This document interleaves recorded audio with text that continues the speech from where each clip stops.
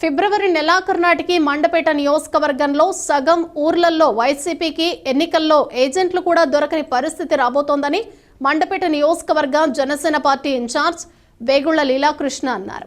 Mandapeta Janasena party కార్యాలయంలో జరిగిన party చేరికల కార్యక్రమంలో ఆయన పాల్గొని మాట్లాడారు.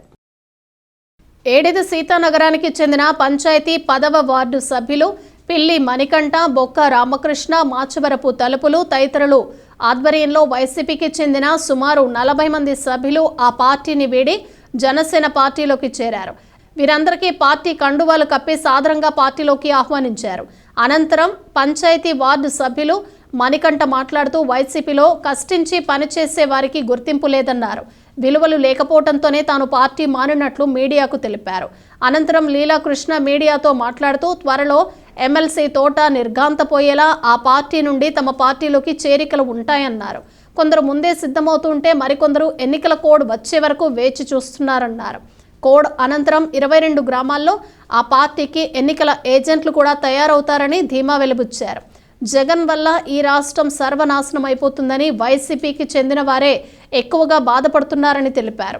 వైసీపీలోని తీవ్రమైన అసంతృప్తితో ఏం చేయాలో పాలుపోక ఆవేదన చెందుతున్న వారి సంఖ్య తీవ్రంగా ఉందన్నారు.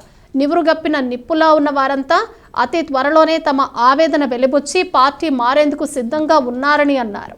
ఈ కార్యక్రమంలో జనసేన పార్టీ నాయకులు, కార్యకర్తలు అధిక సంఖ్యలో పాల్గొన్నారు.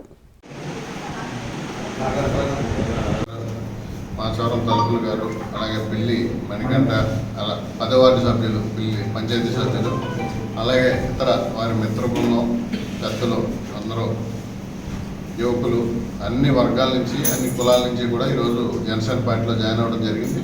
వారందరినీ కూడా ఈరోజు పార్టీలోకి సాధారణంగా ఆహ్వానిస్తూ ఉన్నాను. వారికి హృదయపూర్వక ఆహ్వానం పలుకుతూ రేపు పొద్దున ఏ అవసరం వచ్చినా పార్టీ వారికి అండగా నిలబడుతుందని చెప్పి పూర్తి హామీ ఇస్తూ రాబోయే రోజుల్లో ఈ 7 సీతానగరం స్ఫూర్తితో నియోజకవర్గంలో ఉన్న గ్రామాల్లో, అన్ని గ్రామాల్లో కూడా వైసీపీని ఖాళీ చేసేస్తాం.